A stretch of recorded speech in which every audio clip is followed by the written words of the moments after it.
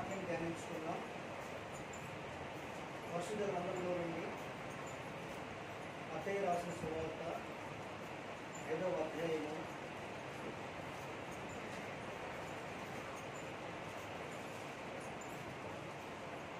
10 నుండి 12 వచనాలు మనం చదువుకుందాం. భక్తుడు మత్తయి రాసిన సువార్త 5వ అధ్యాయము 10 నుండి 12 వచనాలు. నీతి నిమిత్తము హింసింపబడువారు ధన్యులు, పరలోక రాజ్యము వారికి. నా నిమిత్తము జనులు మిమ్మల్ని హింసించి మీ మీద అబద్ధంగా చెడ్డ మాటలలో పలుకున్నప్పుడు మీరు ధన్యులు. సంతోషించి ఆనందించుడి, పరలోకమందు మీ ఫలము అధికమవును. ఇలాగున వారు మీకు పూర్వమందుండిన పరభక్తులను హింసించిరి. అలాగే మత్తయి సువార్త 10వ అధ్యాయము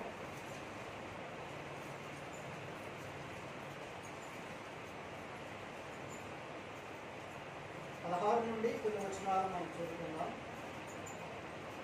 మత్తయి సువార్త 10వ అధ్యాయము 16 నుండి.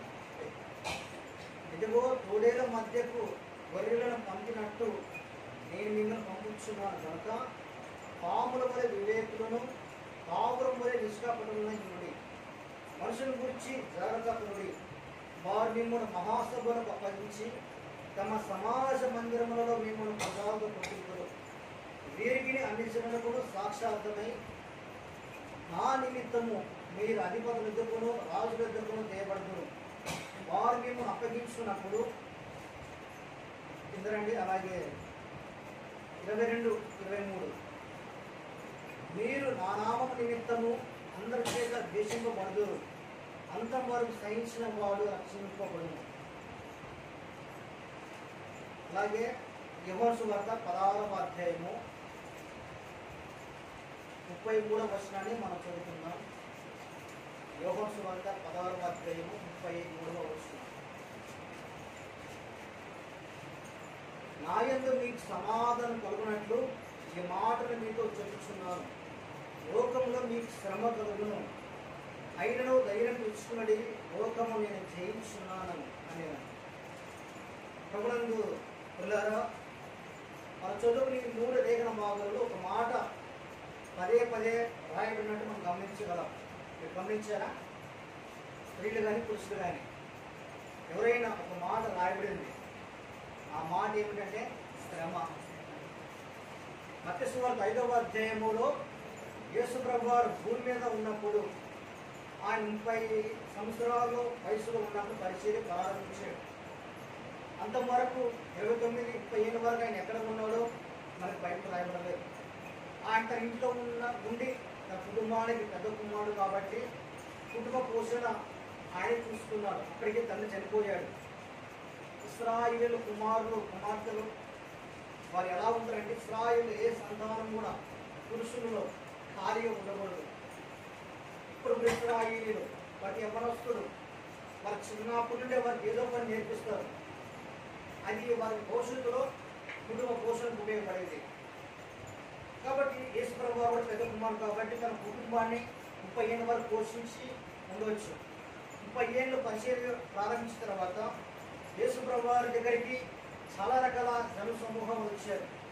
ఆ వచ్చిన బహుజన సమూహంలో రకరకాల కేటగిరీస్ కలిగిన వారు ఉన్నారు. కొందరేమో యేసు ప్రభువు వారు ఆశ్చర్యకరమైన అద్భుతమైన బోధ వినాలని మరికొంతమంది వచ్చారు. మరికొంతమంది ఏమో యేసు ప్రభువు వారు పెట్టే రొట్టెలు చేపలు తినాలని మరికొంతమంది వచ్చారు. మరికొంతమంది ఏమో శాస్త్రులు పరిశ్రమ పత్రికాయలు ఎవరైతే పేరు యేసు ప్రభువు వారిని తప్ప వెతకాలని వచ్చారు. మరికొంతమంది ఏమో యేసు ప్రభువు వారి దగ్గర అద్భుతాల స్వస్థత పొందుకోవాలని వచ్చారు. రకరకాల జన సమూహం ఆయన దగ్గరకు వచ్చినప్పుడు యేసు ప్రభువు వారు నోరు తెరిచి ఆయన వారికి ఎలాగో ప్రకటిస్తున్నాడు, బోధిస్తున్నాడు. ఆయన ఏమన్నాడు? దుఃఖపడవారు ధన్యులు, వారు ఓదార్చబడతారని ఇలా ఇలా ఇలా చెప్పుకుంటూ వచ్చాడు. చెప్పుకుంటూ వస్తూ ఆయన అన్నాడు, నీతి నిమిత్తము హింసింపబడేవారు ధన్యులు, పరలోక రాజ్యం వారిది. నా నిమిత్తము జనం మిమ్మల్ని హింసించి మీ మీద అబద్ధంగా చెడ్డమార్గాలు పలుకున్నప్పుడు మీరు ధన్యులు. సంతోషించి ఆనందించండి, మీకు పూర్వం ముందు ప్రవక్తలను వారు ఇలాగే చేశారు కాబట్టి పరలోకమందు మీ ఫలం అధికమవును. నేటి దినాలు ఎలా ఉన్నాయి, ప్రస్తుత కాలం ఎలా ఉంది అంటే ఇది కృపాకాలం అని మనం వెలుగుదాము. ఇది సేమ్ టైం ఇది శ్రమల కాలం. ఏ కాలం? శ్రమల కాలం. యేసు ప్రభువారే అన్నాడు, లోకములు మీకు శ్రమ కలుగును. యోహాను సువార్త 16:33 ఆయన అన్నాడు. ఎందుకు? కారణం ఏంటి?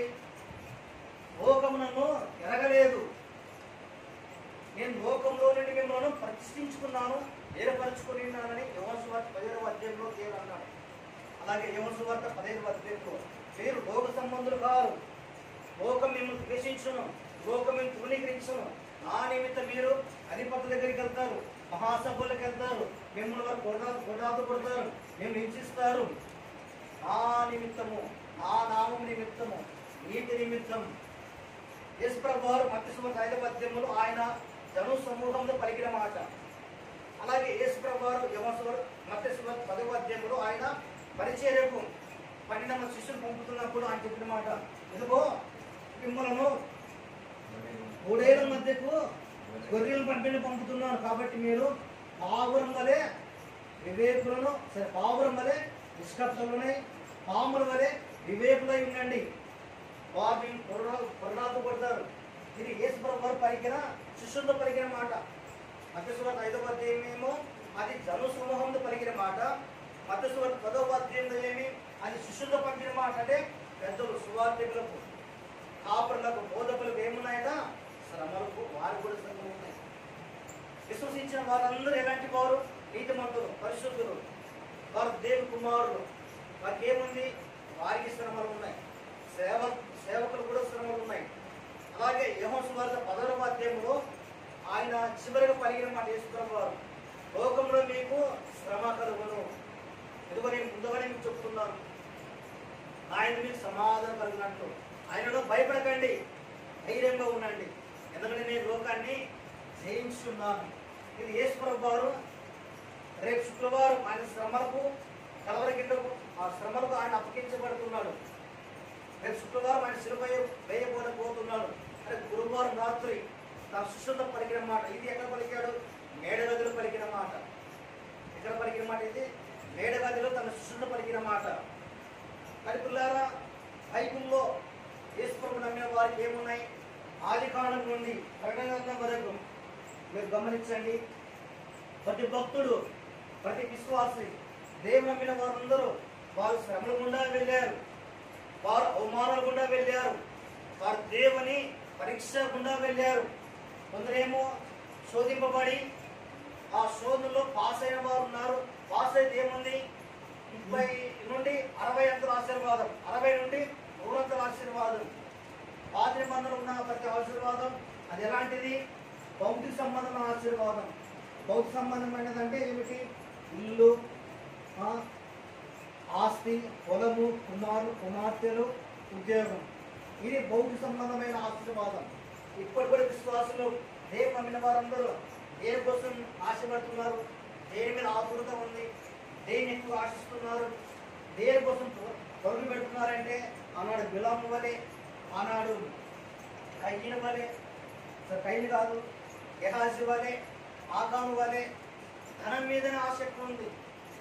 అంటే మొదటి పత్రిక 6వ ధనాపేక్ష సమస్తమైన కీడులకు మూలం. అంటే ధనాపేక్ష ఉండకూడదు, ధనం మీద ఆశ ఉండాలి. ధనం మనకు అవసరమే, కానీ ధనమే దేవుడు అనుకుంటూ, ధనం మీద దేశం ఉంటూ, దేవుడితో గడపకుండా, దేవుడు సమయం ఇవ్వకుండా, దేవుని మీద ఆధారపడకుండా ఈ ధనాపేక్ష అనేది సమస్తమైన కీడులకు మూలమని దేవుని వాక్యం సెలవిస్తుంది. కానీ పిల్లరా, ఈనాడు కూడా విశ్వాసం లాగే ఉన్నారు. అందుకే లేఖనం చదివిస్తుంది, మనం దేవుని మీద ఆధారపడాలి, దేవుని అడగాలి. చూడండి, మరి ప్రతి భక్తులు చూడండి, పాదినమాన వారు శ్రమలు కూడా వెళ్ళారండి. కాబట్టి యేసు ప్రభువును నమ్మిన వారికి ఏమున్నాయంటే ఆశీర్వాదాలు ఉన్నాయి. వాటి గుర్తుపెట్టుకోండి. ₹1 ఏముంటుంది? బొమ్మ, గొలుసు. అలాగే మనకి ప్రేమ ఉంది, పగలు ఉంది, తర్వాత రాత్రి. ఇప్పుడు మనకి ఏముంది? ఆనందం ఉంది, తర్వాత ఏముంది? కష్టం ఉంది. అందుకే దేవుడు వాక్యం చదివిస్తుంది. ప్రసంగి గ్రంథములో 7వ అధ్యాయంలో దేవుడు సుఖ దుఃఖములను జతపరిచాడు. కాబట్టి దేవుని నమ్మిన వారికి ఏమున్నాయి? ఆశీర్వాదాలు ఉన్నాయి. దేవుని నమ్మిన వారికి ఏమున్నాయి? శ్రమలు ఉన్నాయి. దేవుని నమ్మిన వారికి ఏముంది? సమాధానం ఉంది. దేవుని నమ్మిన వారికి ఏముంది? అవమానాలు ఉన్నాయి. దేవుని వెంబడిస్తున్న వారికి ఏమున్నాయి? వారికి సంతోషం ఉంది. దేవుని నమ్మిన వారికి ఏమున్నాయి? దుఃఖము ఉంది, కన్నీరు ఉంది, బాధలు ఉన్నాయి. కాబట్టి నేటి దినం ఇది శ్రమ కాలం. ప్రభు రాకడ సూచనలు వేగంగా జరుగుతున్నాయి. యేసు ప్రభు చెప్పాడు, నేను వచ్చే ముందు జనం మీదకి జనం, రాజ్యం మీదకి రాజ్యం, అక్కడక్కడ కరువులు, భూకంపాలు, అక్కడక్కడ యుద్ధాలు మన వెలుగులము. యుక్రెయిన్ రష్యా మధ్య, పాలస్తీన్ ఇజ్రాయెల్ మధ్య, అలాగే చైనా తైవాన్ మధ్య, ఎక్కడ చూడండి మణిపూర్లో కూడా ఏమున్నాయి? జనం మీదకి జనం, రాజ్యం మీదకి రాజ్యం, అక్కడ కరువులు, భూకంపాలు. అంటే ఇవన్నీ మనం ఏం చూస్తున్నాం? యేసు ప్రభు ఆనాడు పలికిన మాట. ఏ మాట? ఇదిగో లోకంలో మీకు శ్రమ కలుగును, ఆయన ధైర్యంగా ఉండండి. ప్రకటన గ్రంథం 2వ అధ్యాయం 10వ వచనంలో చదవండి. ప్రకటన గ్రంథం 2వ అధ్యాయం 10వ వచనంలో దేవుడు స్మూల సంగతి ఇలా అంటున్నాడు.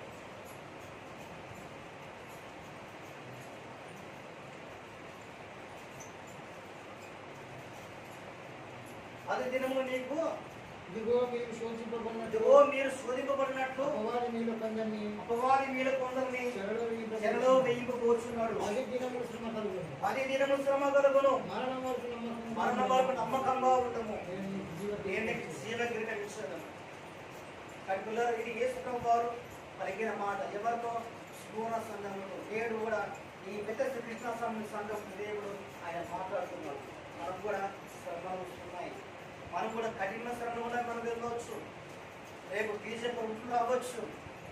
వారు వచ్చి యేసు ప్రభు నమ్ముకోవద్దు, నువ్వు రాముని కొడు, రాముని ఇంట్లో పెట్టుకో, రాముని ఆరాధించడానికి వాళ్ళు అనవచ్చు. లేకపోతే నిన్ను కొడతాను, నిన్ను చంపేస్తాను, లేకపోతే నీ గవర్నమెంట్ తరఫున ఏ విధమైన సదుపాయాలు ఉండవు అని వాళ్ళు చెప్పొచ్చు, కొట్టవచ్చు, బాధ పెట్టవచ్చు. అవసరమైతే స్త్రీని రేప్ చేయొచ్చు, అందమైన యువకుల మీద రేప్ చేయొచ్చు, కొంత చంపవచ్చు.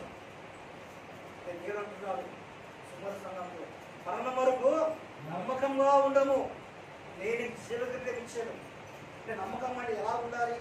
విశ్వాసం కలిగి ఉండాలి. అదే నమ్మకం. నమ్మకం అంటే ఏంటి? విశ్వాసమే. కాబట్టి దేవుడు సుమర సంఘంతో అంటున్నాడు, నీకు 10 దినములు శ్రమ కలుగును. 10 దినములు కావచ్చు, 10 సంవత్సరాలు కావచ్చు, 10 వారాలు కావచ్చు, 10 నెలలు కూడా కావచ్చు. అయితే పిల్లలా, మనం ఎప్పుడు ఆశీర్వాదాల వైపు చూడకూడదు. ఎక్కడ చూడకూడదు? మనము ఎప్పుడు ఆశీర్వాదాల వైపు చూడకూడదు, ఎప్పుడు ధనం వైపు చూడకూడదు. ఎప్పుడు ఇంకా నేను గ్రోత్ ఓవర్ నేను దీవించబడాలి, ఇంకా నేను హెచ్చింపబడాలి, ఇంకా నేను ఇంకా ఇంకా ఇంకా ఇంకా ఇదే మనసు మనకు ఉండకూడదు. వాక్యం ఏంటి? అసలు దేవుడు నమ్మిన మనకి ఏం చెప్తుంది వాక్యము? అంతే దినాలు మనం ఎలా జీవించాలి అనేది కూడా మనం పరిశీలించాలి, చదువుకోవాలి, ధ్యానించాలి. ఎక్కడారా మరణం వరకు నమ్మకంగా ఉండమన్నప్పుడు. అలాగే అపోస్తల కార్యములు 14వ అధ్యాయము చూడండి, 22వ వచనాన్ని మనం చదువుకుందాం. అపోస్తల కార్యములు 14వ అధ్యాయము 22వ వచనం. మనుషుల మనసులు గుణపరచి విశ్వాసముందు నిలకడగా ఉండము. మనం అనేక శ్రమలను అనుభవించి మనం దేవుని రాజ్యం ప్రవేశింపవలనని వారిని హెచ్చరించింది. కడుపులారు చూడండి, ఈ మాట పలుకుతున్నది ఎవరంటే అపోస్తలుడైన పౌలు. అపోస్తలుడైన పౌలు. ఈ పౌలు ఎలాంటి కూడా ఒకప్పుడు యేసు ప్రభు నమ్మిన వారిని హింసించాడు, గాయపరిచాడు. యేసు ప్రభు నమ్మిన వారిని చెరలో వేయించాడు, చాలా క్రూరంగా ప్రవర్తించాడు. అది యేసు ప్రభువు దర్శించి యేసు ప్రభు వారు నమ్మి బాప్తిస్మం పరిచర్య చేస్తున్నప్పుడు సంఘం స్థాపించి అక్కడ బాగా పరిచయం చేసి ఇక్కడ సంఘం స్థాపించి అక్కడి నుండి ఆయన వెళ్తున్నప్పుడు అంటున్నారు అన్నమాట, ఇదిగో మనం విశ్వాస వారు ఎలా అంటున్నారు, వారి విశ్వాసం మనసులో స్థిరపరిచి ఇదిగో మనం అనేక శ్రమను అనుభవించి పరలోకం మనం ప్రవేశించాలి. మనం అనేకమైన శ్రమను అనుభవించి పరలోకం ప్రవేశించాలట. లోకములో అందుకే పోరాటాలు విశ్వాసమందు నిలకడగా ఉండండి. మనం అనేకమైన శ్రమను అనుభవించాలి. పాదరికంలో అది ప్రకటన వరకు ఎవరైనా చూడండి, ఏ భక్తుడైనా చూడండి, ఒక సులోములు తప్ప అందరూ శ్రమలు కూడా కలిగినారు. కాబట్టి ఈ శ్రమల కాలంలో ఈ శ్రమలు కూడా మనం వెళ్తున్నప్పుడు, మన మీద అవమానం ఉన్నప్పుడు, మనం గాయపరుస్తున్నప్పుడు, మనం కొడుతున్నప్పుడు, ఇలాంటి శ్రమ కాలంలో ఇలాంటి శ్రమ దినాలు మనకు ఎలా ఉండాలంటే, ఒకటి విశ్వాసములో గట్టివారిగా ఉండాలి. ఎలా ఉండాలి చెప్పండి? విశ్వాసం గట్టిగా ఉండాలి, స్థిరంగా ఉండాలి, నిలకడగా ఉండాలి. అదే ఆ మాట ఎవరన్నాడు? యేసు ప్రభువు అన్నాడు, అలాగే పౌలు కూడా అన్నాడు, విశ్వాసం ముందు స్థిరంగా ఉండండి. కాబట్టి యోబును చూడండి ఒకసారి. యోబు గురించి మనకు అందరూ తెలిసిన విషయమే. యోబు ఏం పోగొట్టుకున్నాడు? ఏ పాపం చేయలేదు యోబు. దేవుని మీద స్థలం లేదు, గురువు లేదు. ఏం పోగొట్టుకున్నాడు? తన భౌతిక సంబంధం ప్రతి ఆశీర్వాదం పోగొట్టుకున్నాడు, తన పిల్లలు పోగొట్టుకున్నాడు, వర్షంబది పోగొట్టుకున్నాడు, అన్ని పోగొట్టుకున్నాడు. తన శరీరాన్ని కూడా పుండు, ఎందుకంటే పుండు, ఆ పుండు కూడా సీము తన బురద పెడుతుంది. ఒక కుండ పెళ్లి తీసుకుని పోగొట్టుకుంటున్నాడు. అటువంటి శ్రమంలో ఉన్నప్పుడు యోగు దేవుని మీద సరువు లేదు, పొరుగు లేదు. దేవుడు ఇచ్చాడు, దేవుడు తీసుకున్నాడు. ఆయన మామూలు స్థుతి కలుగురుగా అంటున్నాడు. ఈ విషయం యోగు ఏ విషయం మాత్రం దేవుడు అన్యాయం చేసిన యోగు తన నోటి మాట అడగలేదు. ఇదే విశ్వాసం. ఇదే విశ్వాసం అంటే మనం ఏం పోగొట్టుకున్నా అనుకోవచ్చు. అదేనా ఈ శ్రమలు, ఎంతకాలం ఈ శ్రమలు, ఎంతకాలం ఈ బాధలు. ఆ పక్కన వారు దేవుడు నమ్మలేని వారు, వారు బహుగా తీర్చబడుతున్నారు, వారు బాగున్నాయి, నాకేంటి పరిస్థితి మనం అనుకోవచ్చు. గమనించండి, దేవునికి ప్రతి వ్యక్తి మీద ఒక సంకల్పం ఉంది. దేవునికి ప్రతి కుమారుడి మీద, కుమార్తె మీద దానికి ఏముంటుంది? మంచి ఉద్దేశం ఉంటుంది. మీరు మీ పిల్లల పట్ల ఎలా ఉంటారు? మంచి ఉద్దేశం కలిగి ఉంటారు. మీరు మీ పిల్లలు పాడైపోవాలి, వారి శ్రమలు కూడా వెళ్ళాలని విడిచిపెడతారా? విడిచిపెట్టారు. అలాగే మన దేవుడు కూడా యోబు అన్నట్టు, నేను శోధింపబడిన తర్వాత సువర్ణం వలె నేను మారుతాను. కాబట్టి శ్రమంలో మనం ఉన్నప్పుడు, విశ్వాసం కలిగి ఉన్నప్పుడు కొద్ది కాలం పేదలు అంటాడు, పేదలు మొదటి పత్రిక 1వ అధ్యాయం 6వ వచనంలో, మీరు అవసరం బట్టి కొద్ది కాలం మీకు శ్రమ, పేదలు పడుతున్నమాట. అవసరం బట్టి కొద్ది కాలం మీకు శ్రమ, అంతే. ఎంతకాలము? కొద్ది కాలం. ఇంకా ఎబ్రిలో అంటాడు, సరే కొరింథీ మొదటి పత్రికలో 10వ అధ్యాయం అంటాడు, మీరు సహించిన దానికంటే ఎక్కువ ఆయన మీకు ఇయ్యడు. మీరు ఎంత సహించగలుగుతున్నారో అంతే శ్రమ ఉంటుంది. అది కూడా కొద్ది కాలం. ఆ కొద్ది కాలంలో మన సహించే శ్రమనే దేవుడు మనకి ఇస్తాడు. ఇంకా దేని కొరకు? మన విశ్వాసాన్ని ఆయన అభివృద్ధి చేయడానికి. ఆ శ్రమలలో నీ విశ్వాసం స్థిరంగా ఉంది, దేవుడు ఆరాధిస్తున్నప్పుడు అందరూ పాస్ అవుతావు, అందులో బయటికి వస్తావు, తర్వాత నీవు దీవించబడతావు. కొద్ది కాలం ఆ సహించడానికంటే ఎక్కువ ఆయన మనం ఎంత భరించగలమో ఆయన అంతే ఇస్తున్నాడు. కాబట్టి మన విశ్వాసంలో యోబు వలె స్థిరంగా ఉండాలి. శ్రమంలో దేవుని హత్తుకొని జీవించాలి, శ్రమంలో దేవుడు.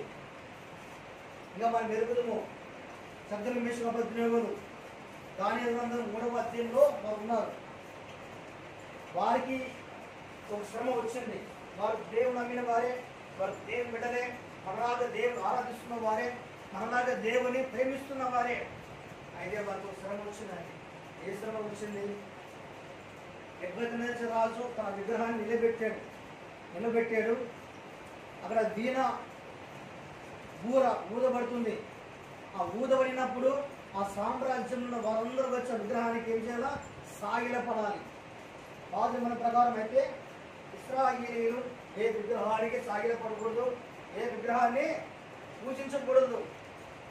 అయితే వారు వాక్యం ఎరిగినవారు కాబట్టి, వారు దేవుడు ఎరిగినవారు కాబట్టి రాజుకు భయపడకుండా, ఆజ్ఞకు భయపడకుండా వారి విగ్రహానికి పూజించలేదు. అయితే వారు వెంటనే ఏం చేయబడ్డారు? అగ్నిగుండంలో వేయబడ్డారు. అగ్నిగుండంలో వేయబడిన తర్వాత అంతకంటే ముందే నెబుకద్నెజరు రాజు అంటున్నాడు, నా చేతుల నుండి ఏ దేవుడైనా మిమ్మల్ని రక్షించగలడా అని ఆ ముగ్గురికి సవాలు విసురుతున్నారు రాజు. అది శద్రమేశ్వరుడు అంటున్నారు, రాజా ఇందుని గురించి మేము చింతపడవలసిన అవసరం మాకు లేదు, నీ ప్రశ్నకు జవాబు ఇవ్వాల్సిన అవసరం లేదు. మేము సేవిస్తున్న దేవుడు, మేము నమ్మే దేవుడు నీ చేతిలో నుండి ఈ అగ్నిగుండంలో నుండి రక్షింపగల సమర్థుడు అని వారు నమ్మారండి. ఇదే విశ్వాసం, ఇదే దేవుణ్ణి ఎరిగిన వారు చేసే కార్యాలు. అయితే దేవుడు వారి విశ్వాసం చూసి వారిని తోడుగా దేవుడు పంపాడు, అగ్నిగుండం తప్పించాడు, వారి దేవుడు అక్కడ హెచ్చించాడు.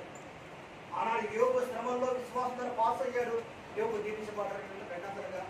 ఆనాడు శద్రమేశ్వరుడు విశ్వాసంలో శ్రమల కాలంలో పాస్ అయ్యారు. ఆ దేశంలో వారికి ఉద్యోగులు వచ్చినాయి, గవర్నమెంట్ ఉద్యోగాలు. మరి ఇలాంటి శ్రమలు వస్తే విశ్వాసం ఉంచగలమా? ఇలాంటి శ్రమల గుండా నేను వెళితే విశ్వాసం మనం ఉంచగలమా? మన విశ్వాసం ఎలా ఉండాలి? స్థిరంగా ఉండాలి. శ్రమల కాలంలో విశ్వాసం కలిగి ఉండాలి. రెండోది, ఈ శ్రమల గుండా మనం వెళ్తున్నప్పుడు రెండోది ఎలా ఉండాలంటే ధైర్యంగా ఉండాలి. లోకంలో మీకు శ్రమ కలుగును, అయినను ధైర్యంగా ఉండండి. నిద్రపోకడం అయినను ధైర్యంగా ఉండండి. శ్రమల కాలంలో వారికి విశ్వాసం కలిగి ఉండాలి.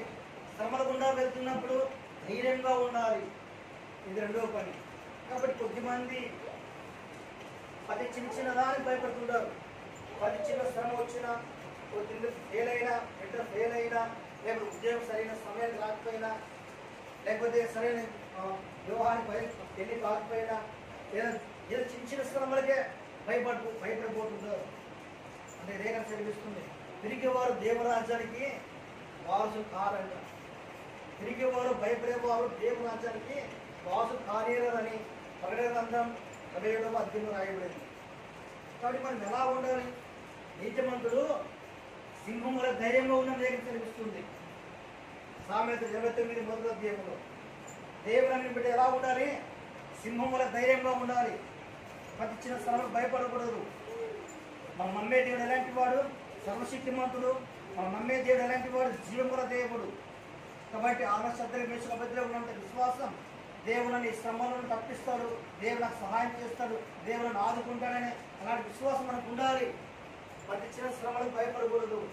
ధైర్యంగా ఉండాలి, బలంగా ఉండాలి, గట్టిగా ఉండాలి, సింహం వలె ఉండాలి. కాబట్టి శ్రమల కాలంలో మనం ఎలా ఉండాలి? దానియేలు వలె. దానియేలుకు శ్రమ వచ్చింది. ఏ శ్రమ వచ్చింది? 30 రోజులు. దానియేలుకు శ్రమ ఏంటంటే 30 రోజులు ఎవరు కూడా ఏ దేవుని ప్రార్థించలేదు. ఇది రాజు శాసనం. ఎవరు కూడా మందిరాలకు వెళ్ళకూడదు, ఎవరు కూడా యేసుని ఆరాధించకూడదు, ఎవరు కూడా గొంతులు సిలువ వేసుకోకూడదు, ఎవరు కూడా బయటకు పట్టుకోకూడదు, ఎవరు కరపత్ర పంచకూడదు. ఇది ఇక్కడ మన దేశం రావచ్చేమో. అయితే దానియేలు చూడండి, ఇది శాసనం బయలు పడినని దానియేలు గ్రహించినప్పటికీ అతను భయపడక దేవుడికి అనుదినం కుమారు ప్రార్థన చేయడానికి తెలియదు. అంటే వీళ్ళు అతను ప్రార్థన చేస్తే, అవి దేవునికి ప్రార్థన చేస్తే, కరపత్రం పంచితే, బైబిల్ చదివితే మరి ఎక్కడ భయపడతారంట? సింహభూములు. సింహాలకు భయపడలేదు దానియేలు, అగ్నికి భయపడలేదు శత్రుమిశ్రకు అభ్యర్థులు, రాజు భయపడలేదు. అయితే దేవుడు దానియేలు ధైర్యం చూసి, విశ్వాసం చూసి దానియేలును దేవుడు సింహాల నోటి నుండి తప్పించాడు. ఇలాంటి ధైర్యం మనకు ఉండాలండి. సింహాల మధ్య సింహం గుండె గలవాడు ఎవరు? దానియేలు. సింహాల మధ్య సింహం లాంటి గుండె కలిగిన వాడు దానియేలు. అలాగే దావీదు చూడండి, గొల్లియాతో 6 3 అడుగులంటే మొత్తం 9 అడుగులు అంటే ఇంత ఉండొచ్చు. దావీదు 5 అడుగులు ఉండొచ్చు, 4 అడుగులు ఉండొచ్చు, కొట్టివాడు. అలాంటి గొల్లియాతును ఓడించడానికి, గొల్లియాతును యుద్ధం చేయడానికి ధైర్యం చేయలేదండి. కారణం, మనకు ధైర్యం ఎప్పుడు వస్తుందంటే విశ్వాసం ఉన్నప్పుడే ధైర్యం వస్తుంది. విశ్వాసం లేకపోతే, దేవుని మీద నమ్మకం లేకపోతే ధైర్యం రాదు. ఒక్క అడుగు కూడా మనము ముందుకు వేయలేము. కాబట్టి గొల్లియాతు చంపిన వాళ్ళు దావీదు. కారణం ధైర్యం ఇవ్వాలి. అలాగే దావీదు కూడా సింహాన్ని చంపాడు, వెలుపాటు చెప్పాడండి. కాబట్టి శ్రమల కాలంలో మనకు ఎలా ఎంత దినాలు మనకు ఎలా ఉండాలి? ఇవి శ్రమల దినాలు. ఒకటి మనకు విశ్వాసం కలిగి చూపించాలి. రెండవది ధైర్యంగా ఉండాలి. మూడవదిగా దేవునికి ప్రార్థన చేయాలంటే శ్రమ దినాలు మనం ఎలా ఉండాలి? దేవునికి ప్రార్థన చేయాలి. ప్రభా, ఈ శ్రమలు ఉన్నాను నేను, దీన్ని సహించడానికి నాకు సహనం ఇవ్వండి, నాకు సామర్థ్యం ఇవ్వండి, నేను దీన్ని సహించాలి. ప్రభా, ఈ కష్టాలు బాధలు నేను భరించలేనయ్యా. ఒకరు గుర్తుపెట్టుకోనండి, యేసు ప్రభువుని నమ్మిన మనం, యేసు ప్రభువులో బాప్తిసం తీసుకున్న మనము ఆయన శరీరంలో అవయవం, ఆయన శరీరంలో ఒక పాటులం. అర్థమైందండి? యేసు ప్రభు వారి శిరస్సు, ఇదంతా మనం ఆయన దేహంలో ఒక చిన్న చిన్న అవయవం. కాబట్టి ఇక్కడ చేయికి గాయమైతే ఏమవుతుంది? దేహమంతా నొప్పే. అర్థమైందా? కాబట్టి మనం యేసుక్రీస్తులో బాప్తిసం పొందిన మనము, ఆయనలో మనం ఉన్నాం, మనలో ఆయన ఉన్నాడు. ఆయన మనల్ని ఒంటరిగా విడిచిపెట్టాడు. ఆయన మనల్ని ఒంటరిగా విడిచిపెట్టాడు. మనం ఆయనలో ఉన్నాం, మనం ఆయన ధరించిన వారు, ఆయన శరీరంలో ఒక భాగం. కాబట్టి ఆయన మనల్ని విడిచిపెట్టాడు. అయితే మనం ఏం చేయాలంటే ప్రార్థన చేయాలి. యేసుప్రభు వారు అన్నాడు, మీరు శోధనలో ప్రవేశించుకున్నట్టు లేదా ఆ శోధన మీరు జయించాలి అంటే ఏం చేయాలా? ప్రార్థన చేయాలి. ఆ ప్రార్థన మనకేం వస్తుంది? ధైర్యం వస్తుంది. ఆ ప్రార్థన మనకేం వస్తుంది? విశ్వాసం వస్తుంది. ఆ ప్రార్థన మనకేం వస్తుంది? బలం వస్తుంది.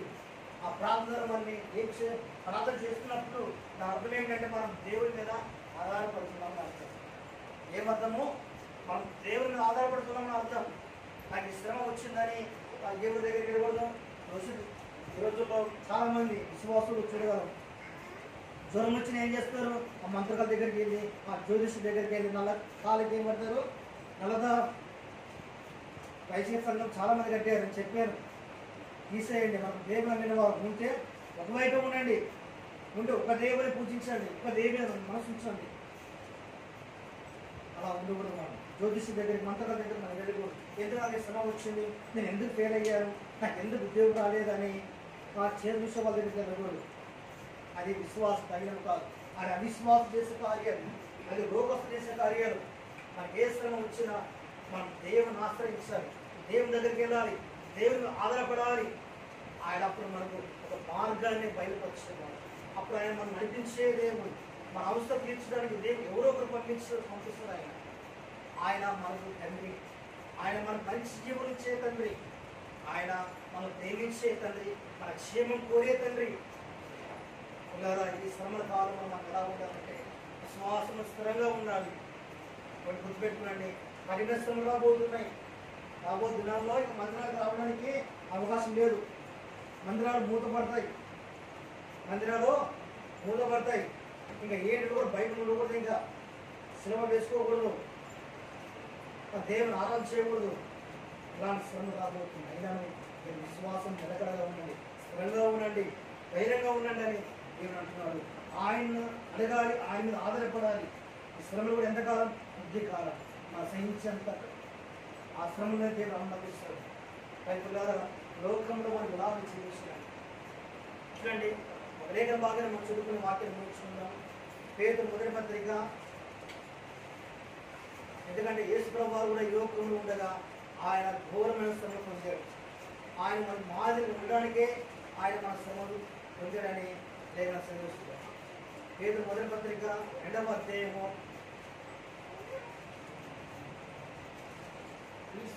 20 నుండి మనం చదువుకుందాం. 20 నుండి. తప్పిదమునకై దెబ్బలు తినినప్పుడు మీరు సహించినవా? మీకేమి గణము? మేలు చేసి బాధపడినప్పుడు మీరు సహించిన అది దేవునికి హితమగును. ఇందుకు మీరు పిలువబడ్డది. క్రీస్తు కూడా మీ కొరకు బాధపడి మీరు తన అడుగుజాడల యందు నడుచుకున్నట్లు మీ మాదిరి ఉంచిపోయారు. చూడండి, ఇక్కడ 20 వచనంలో ఏమంటున్నారంటే, తప్పు చేసి దెబ్బలు తింటే దాని ద్వారా మీకు ఎటువంటి ఫలం లేదు, ఎటువంటి బహుమానం లేదు. అయితే మీరు చేసి శ్రమ పడితే మీకు ఫలం నుండి బహుమానం ఉన్నాయి. కాబట్టి క్రీస్తు కూడా మీ కొరకు శ్రమపడి మీకు మాదిరి ఉంచిపోయాడు. యేసుప్రభు వారు శ్రమ చూడండి, కలవరిలో ఆయన భూమి మీద ఉన్నప్పుడే, ఆయన పరిచయం ప్రారంభించినప్పుడే ఆయన ఏమన్నా తెలుసా, నువ్వు ఒక వేష పుట్టిన వాడవు, నువ్వు ఒక వ్యభిచార పుట్టిన వాడవు, మేము అబ్రహాం సంతానం అని ఆయన అవమానపరిచారు. మరికొంతమంది ఏమన్నారు, వీడు బయలుదేరి వలన అంటే దయ్యములకు అధిపతి అయినా వాణి వల్ల వీడు దయ్యములు కొడుతున్నాడు అని అట్లా అవమానపరిచారు. వీడు వడ్లవాడు కాదని వడ్లని పని చేసేవాడు కాదని ఆయన పనిని బట్టి ఆయన పుణ్యతి చేశారు. మరికొంతమంది ఆయన ఎగతాళి చేశారు, ఆయన అపహాసం చేశారు. అయితే కలలగిరిలో ఆయన చూడండి, ఆయన మీద ముళ్ళ కిరీటం ఉంచబడింది. ఆయన ముఖానికి ఇలా కవర్ వేసి ఇలా వేసి ఆయన కొట్టారు. కొట్టి యూదరాజా మీరు కొట్టినవాడో ఎవడు బయలుపరచు. ఆయన అరచేతులతో కొట్టారు, ఆయన ముఖం మీద కొట్టారు, ఆయన ముఖం మీద ఉమ్మి వేశారు, ఆయన వీపు 39 కొరడా దెబ్బలు, ఆయన దేహమంతా రచన, దేహమంతా గాయాలి. ఇటువంటి ఘోరమైన శ్రమలు ఆయన మన కొరకు భరించారు, మన కొరకు భరించారు. అప్పుడు పరిస్థితి శాస్త్రులు కూడా ఏమంటున్నారు, వీరిని చంపండి, వీరిని చంపండి, వీరిని చంపని అంటున్నారు. కారణం ఏంటి? వీడు రాజాద్రోహి, వీడు నీకు ద్రోహం చేసి నేనే రాజుని చెప్పుకున్నాడు, వీడు మతద్రోహి, మా మతానికి వ్యతిరేకంగా ఉన్నాడు, నేనే దేవుని చెప్పుకున్నాడు అని. కానీ దేవుడు మాకు తెలిపిస్తుంది, ఆయన దేని కొరకు వచ్చాడు, ఆయన అనేకుల విమోచన ప్రయత్నంగా తన ప్రాణం ఇవ్వడానికి వచ్చిన మన పాపమును బట్టి ఆయన ప్రయత్నం అవ్వాలి, ఆయన బలైపోవాలి, ఆయన మరణించడానికి వచ్చినాడండి. అయితే కానీ అటువంటి శ్రమలు ఆయన ఏ పాపం చేయలేదు, ఆయన ఏ కపటం లేదు, కానీ ఆయన మన కొరికే మన పాపం బట్టి ఆయన శ్రమలు పొందాడు. నేను యెషయా గ్రంథం 53వ అధ్యాయం చూడండి, ఆయన చుడునల్లని వాడి గాను, వ్యసనాక్రాంతుడు గాను, దుఃఖక్రాంతుడు గాను, అంత నిఖారంగా అయిపోయాడు. మా దోషమును బట్టి ఆయన గాయపరచబడ్డాడు, మా అతిక్రమ క్రియను బట్టి ఆయన నలగొట్టబడ్డాడు, మా సమాధానార్థమైన శిక్ష అతని మీద మోపబడింది. ఆయన తనకు కలిగిన వేదం తృప్తి పొందినంట. కాబట్టి యేసుప్రభు కలిగిన శ్రమలు మనకు రావు, కానీ మనం ఎంత సహిస్తామో అంతే శ్రమలు వస్తాయి.